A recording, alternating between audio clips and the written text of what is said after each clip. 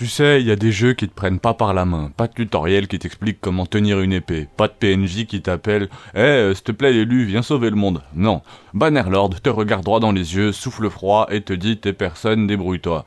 Et c'est là que tout commence, c'est l'ascension du rien. Tu spawns avec 3 bouts de tissu, un cheval boiteux, un rêve complètement stupide, devenir roi. Oui, littéralement roi, comme Simba. Pas héros, pas mercenaire, roi. Le genre de truc dans la vraie vie, tu arriveras pas. T'as 999% de chance de pas réussir. Mais là, on parle de Calradia. Un jeu où tout est possible tant que t'es prêt à saigner, brûler, perdre, recommencer, retourner, saigner. L'histoire, ton histoire, et c'est là la première magie de Bannerlord. Y a pas d'histoire. C'est toi l'histoire. Tu veux devenir le chef d'une tribu de pillards Kuzaït? Tu peux.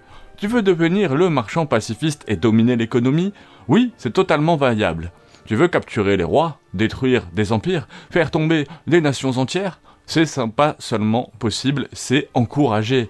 C'est un jeu bac à sable médiéval où chaque action laisse une trace sur le monde et ce gameplay, surtout sur PS5. Soyons honnêtes, la version PC qui existe depuis 1843, la version PS5 arrive avec quelques compromis, mais c'est enfin jouable confortablement dans son salon, les batailles massives qui tiennent la route, les sièges toujours aussi épiques, même si parfois l'IA a un peu l'intelligence d'un pigeon dépressif.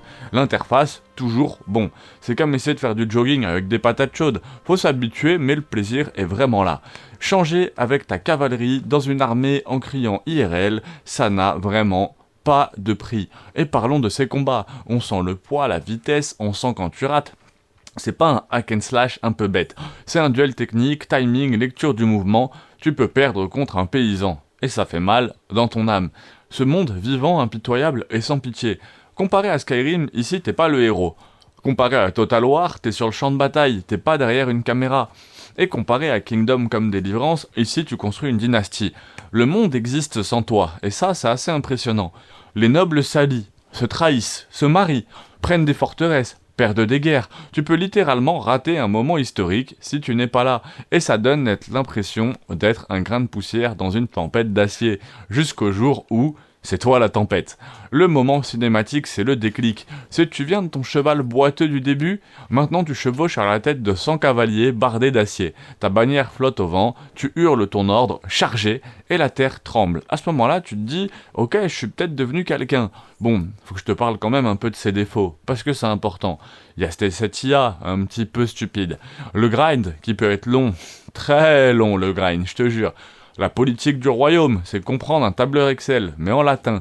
Mais si tu restes, si tu apprends, si tu observes, ce jeu va finir par récompenser chaque effort comme aucun autre. Conclusion, pour qui est ce jeu? Si tu veux être nourri à la cuillère, ce jeu n'est pas pour toi. Si tu veux de l'action immédiate, passe ton chemin. Si tu veux construire, ressentir, grandir, perdre, recommencer, dominer, alors bienvenue parmi nous, Calradia t'attend. Franchement, c'est vraiment très très cool. J'ai découvert ce jeu grâce à Okai, et au même titre que j'ai découvert Kenshi grâce à lui et que vous avez adoré Kenshi sur ma chaîne, et Fear and Hunger, vous avez aussi adoré, dédicace à tous ceux qui me suivent pour Fear and Hunger en ce moment, et du coup, Moonteblade Bannerlord 2, c'est incroyable. Je ferai peut-être des vidéos de ma partie quand elle aura avancé. Force à tous, je suis fatigué. N'hésitez pas à mettre le prochain jeu que vous voulez voir en commentaire, sachant qu'on a déjà vu plus de 600 jeux sur cette chaîne, donc n'hésitez pas à aller les regarder, il y a tout, du jeu rétro, du MMORPG, du très récent, du pas encore sorti, donc allez voir tout ça. Merci à tous de me suivre depuis aussi longtemps, à très vite.